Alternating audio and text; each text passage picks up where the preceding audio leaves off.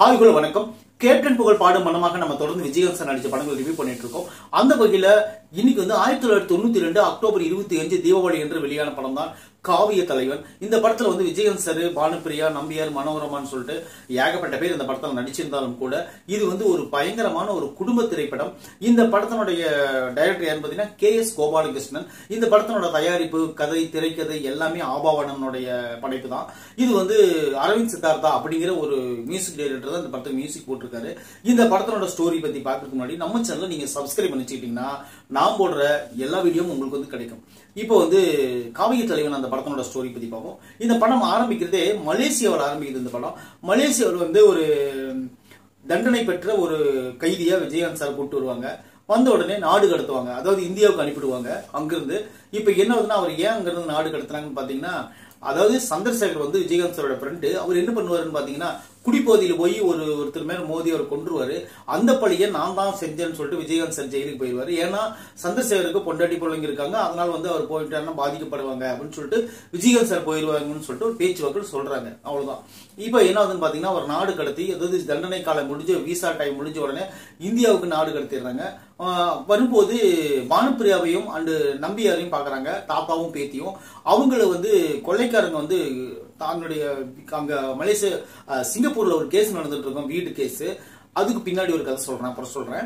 இப்ப என்ன பாத்தீங்கன்னா, அந்த டாக்குமெண்ட் புடுங்கிறதுக்காக வில்லனுங்க வருவாங்க. வந்த உடனே விஜயகாந்த் சார் தான் அடிச்சு எல்லாத்தையும் காப்பாத்துவாரு. காப்பாத்துன நல்ல அபிப்பிராயமா நம்பியாருக்கு பட்டுரும். ஓகே, நம்ம பேத்திக்கு சரியான ஜோடி இவன் தான் அப்படின்னு சொல்லிட்டு முடிவெடுத்துருவாரு அப்பயே.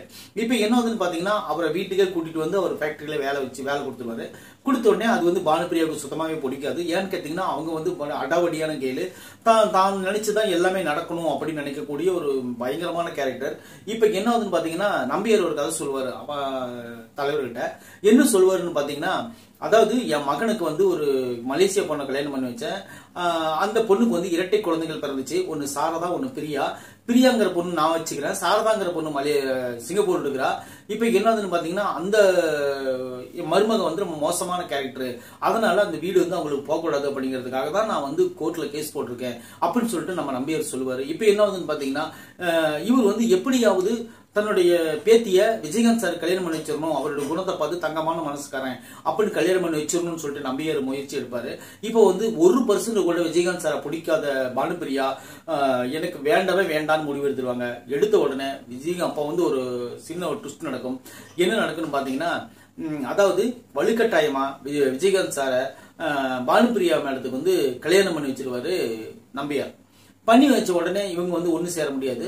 அப்புறம் உடனே நம்பியார் என்ன பண்ணுவாருன்னு பாத்தீங்கன்னா, இருக்கிற சொத்து பத்து எல்லாத்தையும் விஜயகாந்த் சார் பேர் மேல எழுதி வச்சிருவாரு. அதுக்கு காரணம் என்னன்னு பாத்தீங்கன்னா, உனக்கு கல்யாணம் ஆகி உனக்கு குழந்தை பிறந்தாதான் இந்த சொத்து எல்லாம் உனக்கு வரும்னு சொல்லிட்டு பானுப்பிரியா கிட்ட சொல்லிடுவாரு நம்பியார். இப்ப என்ன ஆகுதுன்னா, எப்படியாவது விஜயகாந்த் சார் தாஜா பிடிச்சி ஒரு குழந்தை பெற்றுக்கணும்னு சொல்லிட்டு ஐடியா பண்ணுவாங்க. பண்ணும்போது அவங்களுக்கு தீராத வயிற்று வலி அடிக்கடி வரதுனால டாக்டர் கிட்ட செக் பண்ணும்போது, உனக்கு வயிற்றுல ஒரு ஆபரேஷன் பண்ணா சரியா போயிடும். ஆனா இன்னொரு விஷயம், உங்க மனைவிக்கு, அதாவது விஜயகாந்த் சார் டாக்டர் சொல்வாரு, உங்க மனைவிக்கு ஒரு சின்ன ஆபரேஷன் பண்ணா சரியா போயிடும். ஆனா உங்க மனைவிக்கு கர்ப்பப்பை வீக்கா இருக்குது, அவங்களுக்கு குழந்தை பெற்றுக்கக்கூடிய வாய்ப்பே கிடையாது அப்படின்னு சொல்லிடுவாங்க. சொன்ன உடனே அதுக்கப்புறம் விஜயகாந்த் சார் என்ன பண்ணுவாருன்னு பாத்தீங்கன்னா, டாக்டர் என் மனைவிக்கு ரொம்ப குழந்தைத்தனமானவ, அவ இதுவரை ஆசைப்பட்ட எதுவுமே நடந்தது இல்ல.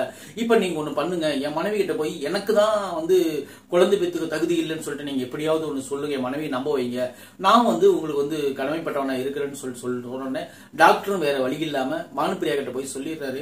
அதாவது விஜயகாந்த் சாருக்கு தான் அந்த ஆண்மை குழந்தை பெற்றுக்கிறதுக்கு தகுதி இல்லைன்னு சொல்லிடுவாரு. சொன்ன உடனே அது எல்லாரும் நம்பிடுவாங்க, பானுப்பிரியா கூட நம்பிடுவாங்க. ஆனா நம்பியார் நம்ப மாட்டாரு. இவங்க என்ன பண்ணுவாங்கன்னு பாத்தீங்கன்னா, இதுக்கப்புறம் பானுப்பிரியா கோச்சிக்கிட்டு சிங்கப்பூர் போக, அங்க இருக்கிற சாரதா அப்படிங்கிற கேரக்டர் அந்த பானுப்பிரியா கிளம்பி சென்னைக்கு வர. இதுக்கப்புறம் என்ன ஆச்சு அப்படிங்கறத அந்த படத்தோட மொத்த கதை. அதாவது ஒரு குடும்ப படம் நீட்டான ஒரு குடும்பத்தோட உட்கார்ந்து பார்க்கணும் அப்படின்னு நினைச்சீங்கன்னா, கண்டிப்பா இந்த காவிய தலைவன் படம் ஒரு சூப்பரான ஒரு ஃபீல் குட் டிராமாவா, நல்ல ஃபேமிலி டிராமாவான படம். இந்த படத்தினோட கிளைமாக்ஸ் நீங்க படத்தை ஃபுல்லா பாத்தீங்கன்னா கண்டிப்பா கிளைமாக்ஸ்ல கண் கலங்கிடுவீங்க. அந்த மாதிரி ஒரு படம். அதாவது இத்தனை படங்கள் இப்போ நடிச்சது பாத்தீங்களா, இத்தனை ஒரு 106வது படம் நினைக்கிறேன் இப்ப நான் பண்ணிட்டு இருக்கிறது. இப்போ என்னன்னா, இத்தனை படங்கள்லையும் கரெக்டான தலைப்பு வச்சது இவர் தான். இந்த படத்துக்கு தான் காவிய தலைவன். அவர் ஒரு காவியத்துக்கே ஒரு தலைவன் தான். சினி ஃபீல்டுக்கு ஒரு காவியம்னா அந்த சினிமாவுடைய தலைவன் யாருன்னு பாத்தீங்கன்னா விஜயகாந்த் சார் தான். அவரு மலேசியா புரோகிராம் ஆகட்டும், அப்புறம் பாத்தீங்கன்னா நடிகர் சங்க தலைவராகட்டும், அவர் இருந்த இடம் எல்லாமே சிறப்பா செஞ்சு முடிச்சுட்டு தான் போனாரு. அவரால் அரசியல்ல மட்டும்தான் கொஞ்சம் ஜர்க்கிட்டாரு. அதுக்கு காரணம் என்னன்னு பாத்தீங்கன்னா, கூட இருந்து குழி பழிச்ச நிறைய பேர். அதனாலதான் அவரோட ஓரளவுக்கு வெற்றியிட முடிஞ்சு, முழுமையான வெற்றி அவருக்கு கிடைக்கலங்கிறது ஒரு வருத்தம் தான். இப்ப என்னதுன்னு பாத்தீங்கன்னா, அதை விடுங்க, நம்ம கதைக்கு வருவோம். இப்ப கதையில வந்து முக்கியமான கேரக்டர் 4 கேரக்டர் தான். யாருன்னு பாத்தீங்கன்னா, பானுப்பிரியா, கேப்டன், நம்பியார், மனோரமா, இவங்க தான் முக்கியமான கேரக்டர். எனக்கு ரொம்ப ரொம்ப பிடிச்சது என்னன்னா, இந்த படத்துல விஜயகாந்த் சார்னுடைய ஆக்டிங் வந்து சில நேரத்துல ஓவர் ஆக்ஷன் பண்ணுவாரு. வெறித்தனமா பேசுவாரு. சில ஆக்ஷன் பாத்தீங்கன்னா அப்படி கண்ணீர் விட்டு அழுதுருவாரு. அந்த மாதிரி ஒரு, அதாவது கோபமும் படுவாரு, கண்ணீர் விட்டு அழுதுருவாரு. அந்த மாதிரி ஒரு சூப்பரான ஒரு நல்ல பெர்ஃபார்மர் வந்து விஜயகாந்த் சார். அது எந்த மாற்று கருத்தும் கிடையாது. இந்த படத்துல வந்து அரவிந்த் சித்தார்த்தா அப்படிங்கிற ஒரு புது மியூசிக் டைரக்டர் தான் பண்ணியிருப்பாரு. பாடல்கள் ஒன்றும் எனக்கு அப்படி ஒன்றும் ஒட்டலை. ஆனா இருந்தாலும் இது வந்து படத்தோட ஒன்றி நம்ம பார்த்திருந்தோம்னா, நம்மளுக்கு அந்த தியேட்டர்கள் பார்த்திருந்தா நல்லா இருந்திருக்கு நான் நினைக்கிறேன். இது ஓரளவுக்கு ஓகே ரகமான பாடல்கள் தான். ரொம்ப இது யோசிக்க தேவையில்ல அப்படிங்கிற மாதிரி பாடல்கள் தான். ஏன்னு கேட்டீங்கன்னா, இந்த பாடல்கள் பூரா ஆபவண்ணன் எழுதுன பாடல், வேற யாருமே எழுதல, அவர் மட்டும்தான் அந்த படத்துல பாடல்கள் எழுதியிருக்காங்க. அது போல இந்த படத்துல ராஜராஜன் ஒளிப்பதிவு நம்ம தொடர்ந்து நம்ம பார்த்துக்கிட்டே இருந்தோம். எல்லா படங்களையும் அவர் தான் ஒளிப்பதிவு பண்ணியிருப்பாரு. இந்த படத்துல வந்து வேற ஒருத்தரை வந்து ஒளிப்பதிவு பண்ணியிருப்பாரு. ஆனா இருந்தாலும் அவரும் சூப்பரா பண்ணியிருந்தாரு. மெயினா சொல்ல போனா அந்த சேசிங் காட்சியெல்லாம் நல்லா பண்ணியிருந்தாரு. இந்த படத்துல வந்து ஒரு சண்டை காட்சிங்கிற ஒரு இதே தேவையே கிடையாது இந்த படத்துல. ஆனா சாருக்காக 2 ஃபைட் வச்சிருப்பாங்க. ஃபர்ஸ்ட் ஒரு ஃபைட், கிளைமேக்ஸ் ஒரு ஃபைட், 2 ஃபைட் வச்சிருப்பாங்க. உண்மையிலேயே அது விஜயகாந்த் சாருக்காக அந்த ஃபைட் வைக்கப்பட்ட ஃபைட் தான் அது. அது போல விஜயகாந்த் சாருடைய கேரக்டர் ஃபுல் அண்ட் ஃபுல் சூப்பரா இருக்கும். அது குறிப்பா சொல்ல போனா, இந்த படத்துல வந்து ஃபர்ஸ்ட்ல இருந்தே ஆரம்பத்துல இருந்தே ஒரு சோகம் தாங்கிய முகத்தை நம்ம விஜயகாந்த் சார் பார்க்கலாம். ஏன்னா திரைக்கு பின்னால வேற என்னமோ நடந்திருக்கு. இல்லைன்னா சாரோட முகம் வந்து அவ்வளவு சோகமா இருந்தா நான் பார்த்ததே இல்லை. இந்த படத்துல வந்து ரொம்ப டல்லா இருப்பாரு விஜயகாந்த் சார். அப்புறம் ஒரு செகண்ட் ஹாஃப் எல்லாம் ஓரளவுக்கு நல்லா தேடி நார்மலா வந்துருவாரு. இப்போ வந்து ஒரு இன்னும் தெரியல, திரைக்கு பின்னால வேற என்னமோ சம்பவம் நடந்திருக்கு. அதனால விஜயகாந்த் சார் வந்து அந்த மாதிரி இருப்பாரு.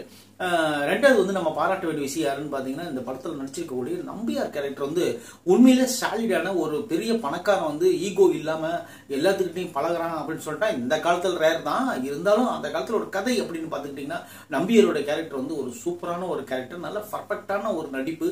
அது போல மனோரமாவும் அதுக்கு இணையான நடிப்பு நடிச்சுக்கிறாங்க. அதாவது ஓல்ட் இஸ் கோல்டுன்னு நம்ம கேள்விப்பட்டிருக்கோம்ல, அந்த மாதிரி ஓல்ட் இஸ் கோல்டு அவங்களெல்லாம் உண்மையிலே சொல்றேன். நம்பியாரனோட நடிப்பு வந்து வேற லெவல் இந்த படத்துல. நீங்க பாருங்க, பாத்தீங்கன்னா உண்மையிலே சொல்லுவீங்க, நம்பியாருக்கும் விஜயகாந்த் சாருக்கும் அந்த பாண்ட் இருக்கு பாத்தீங்களா, அந்த கெமிஸ்ட்ரி சூப்பரா ஒர்க் அவுட் ஆயிருக்கு. அந்த மாதிரி ஒரு மிங்கிளா இணைஞ்சு நடிச்சிருப்பாங்க, ஒருத்தருக்கு ஒருத்தர் போட்டி போட்டு நடிச்சிருப்பாங்க. அந்த மாதிரி மனோரமா இன்னொரு ஸ்டெப் மேல போய், அது குறிப்பா சொல்ல போனா அந்த குறிப்பா அந்த குழந்தை பெத்துக்கிறதுக்கு ஏதோ ஒரு ஐடியா கேட்பாங்க பானுப்பிரியா. அந்த சீன் எல்லாம் உண்மையிலே மனோரமா ரியாக்ஷன் எல்லாம் வேற லெவல்ல இருக்கும். இப்ப அது போல இந்த படத்துல வந்து நீ எக்ஸ்ட்ரா பெட்டிங்க ஒரு 4 பேரை சேர்த்திருக்காங்க. இது யாருன்னு பாத்தீங்கன்னா, நாசர், மஞ்சுளா, அப்புறம் யாருன்னு பாத்தீங்கன்னா இவரு நம்ம சந்திரசேகர், அப்புறம் இன்னொருத்தர் எக்ஸ்ட்ரா இருக்காரு. இவங்க எல்லாம் எதுக்கு வராங்கன்னு பாத்தீங்கன்னா, ஒரு சப்போர்ட்டிங், ஒரு சின்ன சின்ன சப்போர்ட்டிங் தான். குறிப்பா சொல்ல போனா சந்திரசேகர் 2 சீன்ல வராரு, நாசர் 2 சீன்ல வராரு. அது போல இவரு மஞ்சுளா வந்து ஒரு 2-3 சீன்ல வராங்க, அவ்வளவுதான். மஞ்சுளா வந்து இந்த படத்துல நெகட்டிவ் கேரக்டர் பண்ணிருப்பாங்க. பானுப்பிரியா அவங்க அம்மா.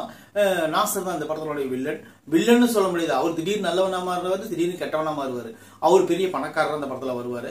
அவர் வந்து யோசிக்கும் போது, அதாவது நல்லவனா கெட்டவனா அப்படின்னு யோசிக்காத அளவுக்கு அவர் ஒரு நடிப்பு கொடுத்திருப்பாரு. அது போல இந்த படத்துல வந்து பானுப்பிரியாவுக்கு இரட்டை வேடங்கள் சாரதாவாவும் பிரியாவாவும் நடிச்சிருப்பாங்க. சாரதா கேரக்டர் வந்து அமைதியான கேரக்டராகவும், பிரியா கேரக்டர் வந்து அடாவடியான கேரக்டராகவும் 2 பேரும் மாறி மாறி நடிச்சிருக்கிறதுனால இந்த படத்துல வந்து அவங்க 2 பேருக்கு கேரக்டரும் ரொம்ப பேசப்படும்படியா இருந்துச்சு அப்படிங்கிறதுல எந்த மாற்று கருத்தும் கிடையாது. இந்த படத்தை வந்து ஆபாவானன், அதாவது ஸ்கிரீன்ல வந்து அவர் நேம் போடும்போது ஒரு செமையான ஒரு சப்வேக்குள்ள வண்டி போற மாதிரி போட்டிருப்பாங்க. உண்மையிலே அதை பாத்தீங்கன்னா மிரண்டுருவீங்க. அந்த மாதிரி ஒரு அந்த டைட்டில் போடும்போது சூப்பரா இருக்கும். அது போல இந்த படத்தை வந்து KS கோபால அவர் தான் தயாரிச்சிருப்பாரு, கிருஷ்ணன் அவர் தான் இந்த படத்தை தயாரிச்சிருப்பாரு. உண்மையிலே சொல்றேன், அவர் பயங்கரமான டைரக்டர். அவர் படங்கள்லாம் நீங்க பாத்தீங்கன்னா வேற லெவல் இருக்கும். உங்களுக்கு வேணா டைம் பாருங்க. கோபாலகிருஷ்ணன் படங்கள்லாம் உண்மையிலே சூப்பரா இருக்கும். தலைவர்கள்லாம் பண்ணியிருப்பாரு. அந்த மாதிரி ஒரு பெரிய அளவு அப்புறம் என்னன்னு பாத்தீங்கன்னா விஜயகாந்த் சார்னுடைய கேரக்டர் இருக்கட்டும் ஒரு பக்கம், அவர் வந்து சூப்பரா இந்த படத்துல பெர்ஃபார்ம் பண்ணியிருப்பாரு. அதுவும் குறிப்பா அந்த கிளைமாக்ஸ் காட்சியில எல்லாம் விஜயகாந்த் சார் அந்த ஃபீலிங் பண்ற சீனெல்லாம் உண்மையிலேயே நானே ஒரு நிமிஷம் அந்த கண் கலங்கிருச்சு எனக்கு. அந்த மாதிரி இந்த மாதிரி ஒரு மனுஷனை நாம மிஸ் பண்ணிட்டோமே, தெரியாம விஜயகாந்த் சார் நம்ம இன்னும் இருந்திருந்தா கொண்டாடி இருக்கலாமே அப்படிங்கிற ஒரு ஃபீலிங் வந்து கண்டிப்பா எனக்கு இருந்துச்சு. நீங்க படத்தை பார்த்துட்டு உங்களுக்கு அந்த மாதிரி ஒரு ஃபீலிங் இருந்துச்சுன்னா கண்டிப்பா கீழே கமெண்ட்ல சொல்லுங்க. நாளைக்கு வந்து ஏழை ஜாதி அப்படிங்கிற ஒரு சூப்பரான ஒரு சூப்பர் ஹிட்டான ஒரு செமையான படத்தை பத்தி பார்ப்போம். இன்னைக்கு வந்து இந்த காவியத்திலன் படம் வந்து ஒரு 100 நாட்களுக்கு மேல ஓடி ஒரு ஆவரேஜான ஒரு வெற்றி தான் பெற்றுச்சு. ஏன்னு கேட்டீங்கன்னா இந்த படத்துக்கு வந்து நெகட்டிவ் கேரக்டர் நிறைய, நெகட்டிவ் விமர்சனங்கள் நிறைய வந்துச்சு. அது போல இதுக்கு முன்னாடி நம்ம பார்த்த அக்டோபர் 25 1992 வெளியான சரத்குமார் விஜயகாந்த் சார் நடிச்ச தாய்மொழி படமும் இன்று தான் ரிலீஸ் ஆச்சு. அன்றைக்கு தீபாவளி. இந்த படம் விஜயகாந்த் சார் படம் ஒரே நாள்ல 2 படம் ரிலீஸ் ஆச்சு அப்படிங்கிறதுல எந்த விதமான மாற்று கருத்தும் இல்லை. நீங்க உங்களுக்கு டைம் கிடைச்சா இந்த காவியத்திலன் வந்து குடும்பத்தோட நீங்க உட்காந்து பார்க்கறதுக்கு ஒரு நல்ல ஒரு சூப்பர் என்டர்டெய்னர் இந்த படம். வேற என்ன சொல்ல, நம்ம கேப்டன் புகழ் என்றும் வாழ்க. நம்ம சேனலை சப்ஸ்கிரைப் பண்ணி வச்சுக்கோங்க. நான் போடுற வீடியோ உங்களுக்கு வந்து கிடைக்கும். நன்றி. லைக் பண்ணுங்க, கமெண்ட் பண்ணுங்க. தேங்க்யூ.